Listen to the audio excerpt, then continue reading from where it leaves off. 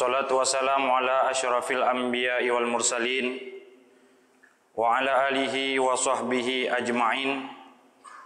Amma ba'du. Yang pertama sekali, marilah sama-sama kita memuji dan bersyukur kehadirat Allah Subhanahu wa taala atas limpahan rahmat hidayahnya hingga pada hari ini kita masih bisa meluangkan langkah untuk sama-sama menunaikan sebuah kewajiban, yakni salat Jumat yang dirahmati oleh Allah Subhanahu wa taala. Selawat diiringi salam semoga selalu tercurah ke pangkuan alam Nabi besar Muhammad sallallahu alaihi wasallam dan kepada al dan sahabat beliau sekalian,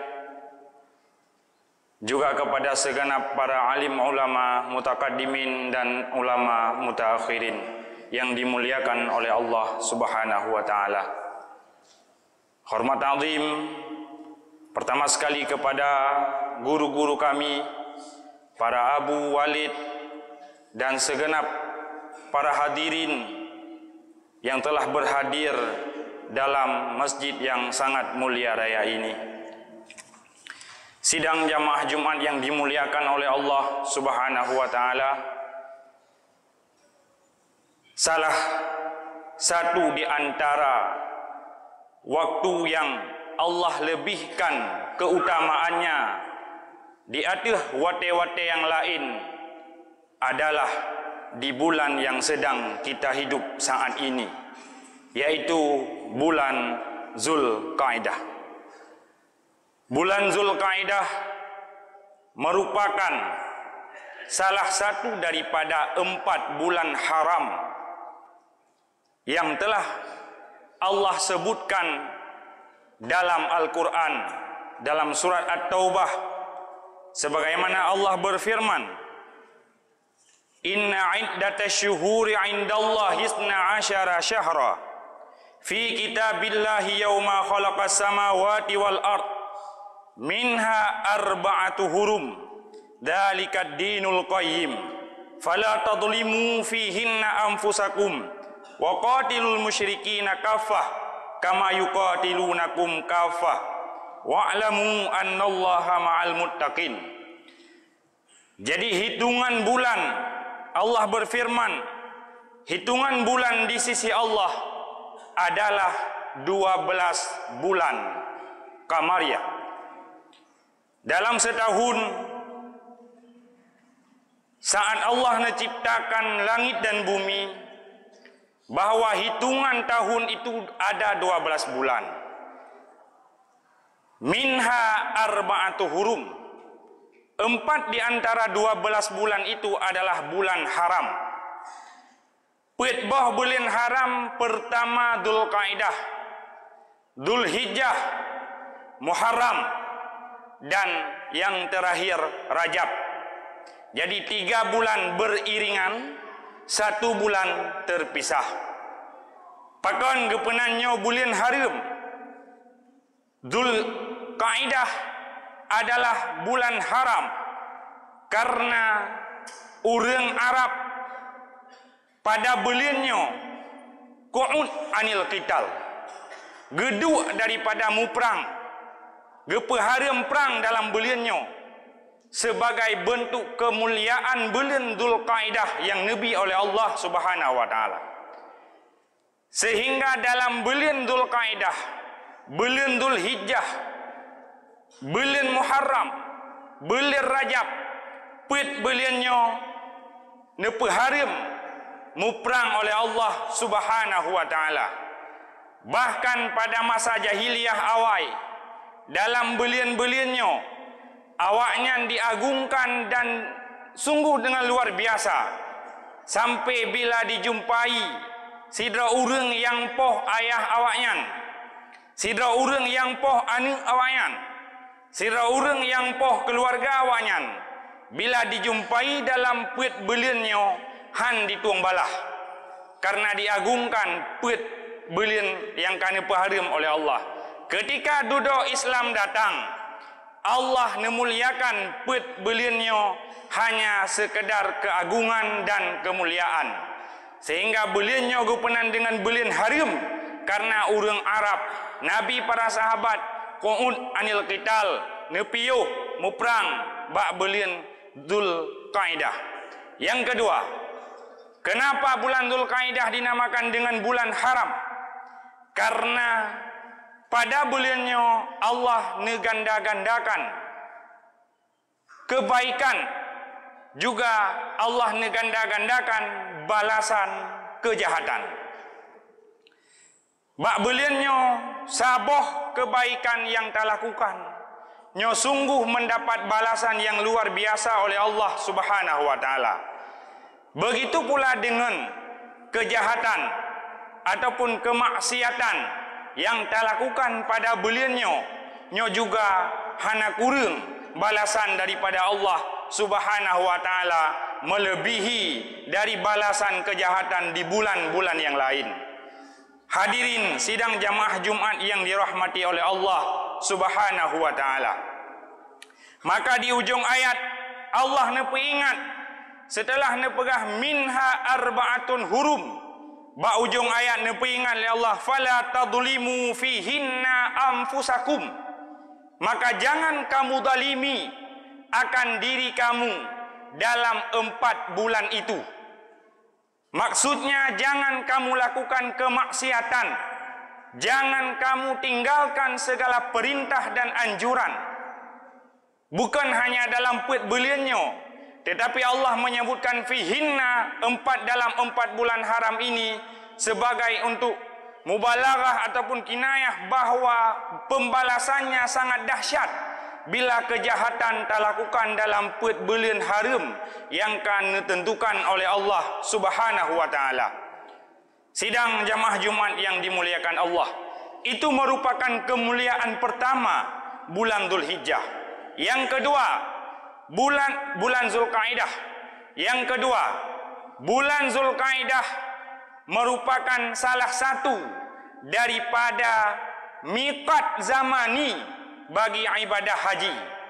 Ibadah haji na miqat makani, na miqat zamani. Miqat zamani dalam melakukan ibadah haji sebagaimana disebut oleh Allah Ta'ala dalam surah Al-Baqarah, Al-Hajju ashhurum ma'lum. Haji itu adalah waktu-waktu yang telah maklum, yaitu mulai daripada Syawal, Dzulqa'dah, Dzulhijjah dan 10 Syawal, Dzulqa'dah dan 10 Dzulhijjah. Jadi itu merupakan miqat makani, miqat zamani bagi ibadah haji. Yang salah satunya di dalamnya adalah bulan Dzulqa'dah. Maka bagi orang yang melakukan ibadah haji di luar daripada miqat zamani yang telah ditentukan dan ditasahihkan oleh para ulama-ulama fikih bahawa jelas-jelas haji ibadahnya tidak sah. Tak pubut ibadah haji dalam bulan Maulud, tak pubut ibadah haji dalam bulan Ramadan, tak pubut ibadah haji dalam bulan yang lain, dalam bulan Syaban, Rajab dan sebagainya.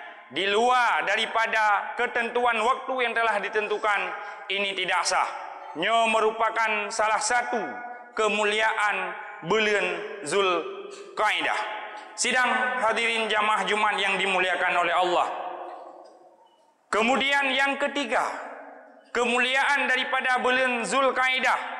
Rasulullah sallallahu alaihi wasallam tidak pernah melakukan umrah kecuali pada bulan Dzulqa'dah.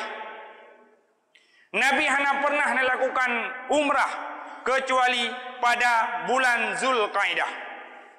Jadi sebagaimana dalam sebuah hadis yang diriwayat oleh Imam Bukhari, Rasulullah sallallahu alaihi wasallam berumrah sebanyak 4 kali.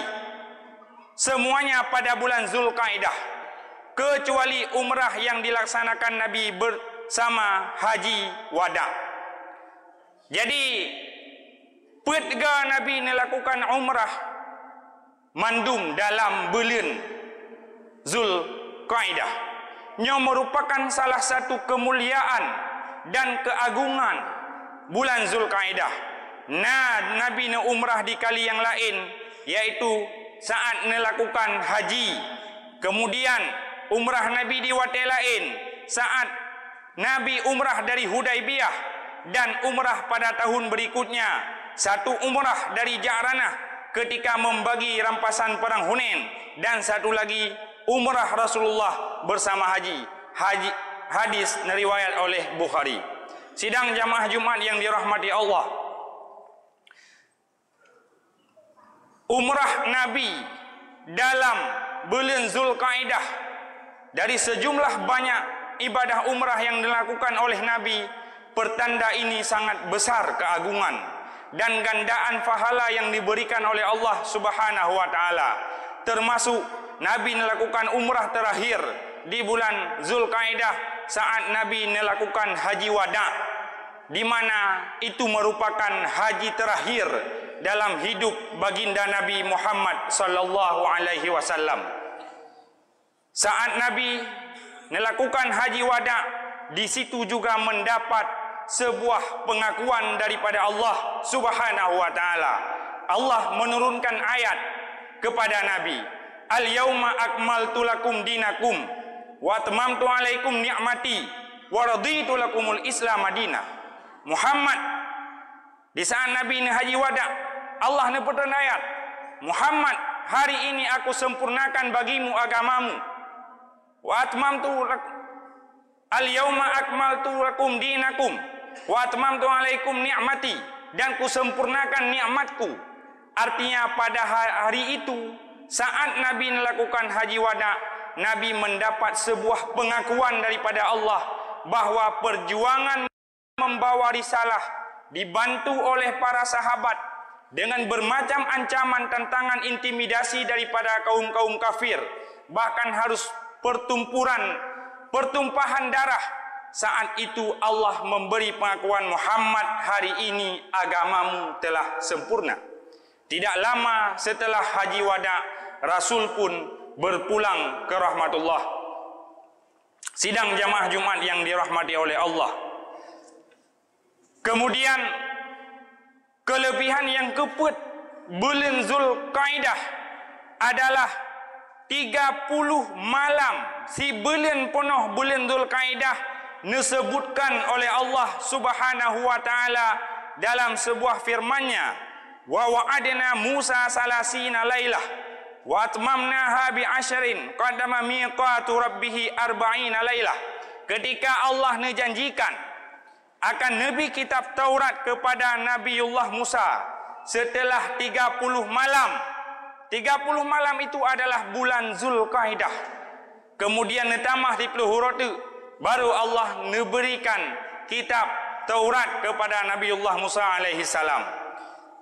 Sidang jamaah Jumat yang dirahmati Allah.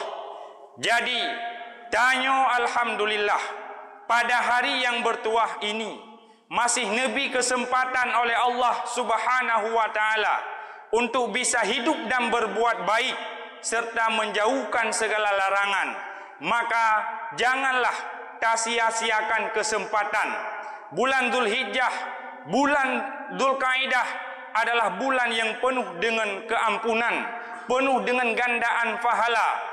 Jadi ada beberapa hari lagi tersisa di bulan ini, kita manfaatkan semaksimal mungkin untuk menabur sebanyak-banyaknya kebaikan dalam kehidupan, dalam berupa dan bentuk apapun, dalam bentuk sosial, bersedekah, berinfak, sama-sama membantu, wakaf dan lain-lain, mengerjakan amalan-amalan, solat-solat sunat dan sebagainya.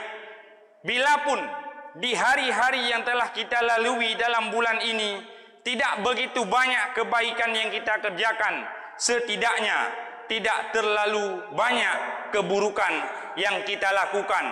Dan ingatlah, Nabi bersabda dalam sebuah hadis, "Anis bi'is sayyiatil hasanat tamhuha."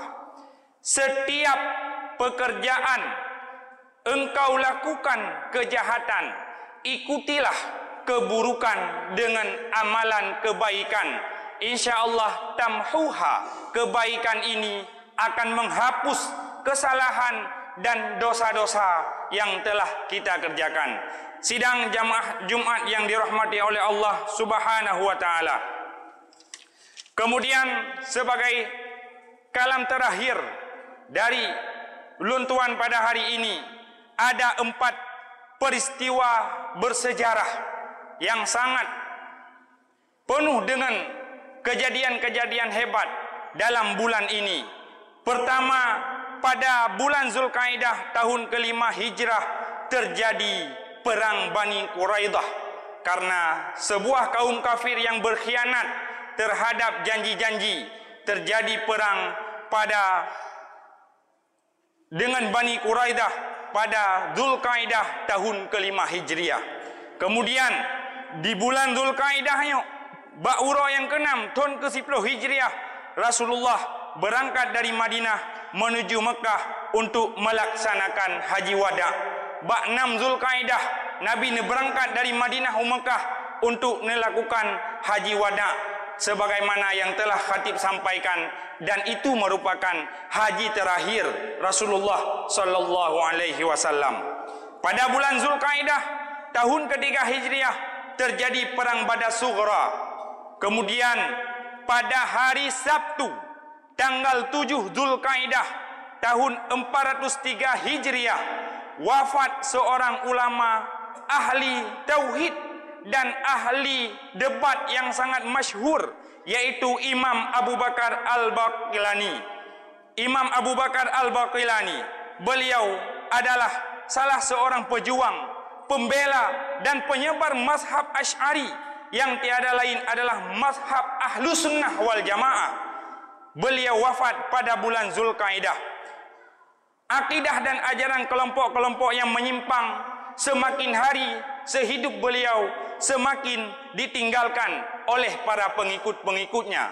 Karena kegigihan dan komitmen beliau, tekad yang kuat memperjuangkan akidah Ahlus Sunnah wal Jamaah, maka melalui momentum Zulkaidah ini, kita yang masih diberikan hidup punya tugas dalam memperjuangkan akidah Ahlus Sunnah wal Jamaah. Bek tapi kele tanya long hana koyak bet, lon seorang pedagang, lon seorang petani, lon seorang nelayan tidak punya tanggung jawab terhadap agama dan akidah. Tidak, semua kita adalah penerima estafet daripada Rasulullah sallallahu alaihi wasallam. Kalaupun hari yang telah kita lalui usia yang tidak lagi mampuni, maka tanamkan tekad dan semangat yang kuat untuk anak-anak kita supaya Islam dan akidah Ahlus Sunnah wal Jamaah terjaga untuk keluarga pribadi kita dan kepada segenap masyarakat daerah-daerah kita Bumi Aceh secara khususnya. Semoga sampai kiamat dunia akidah Ahlus Sunnah wal Jamaah tetap harus dijaga, dan ini merupakan milik dan tanggung jawab kita bersama. Sidang jamaah yang dirahmati Allah, demikianlah sedikit isi khutbah singkat yang kami sampaikan, kiranya bermanfaat untuk pribadi dan kepada hadirin sekalian. Bila ada kesalahan ataupun kekeliruan, pertama saya sangat memohon maaf yang sebesar-besarnya.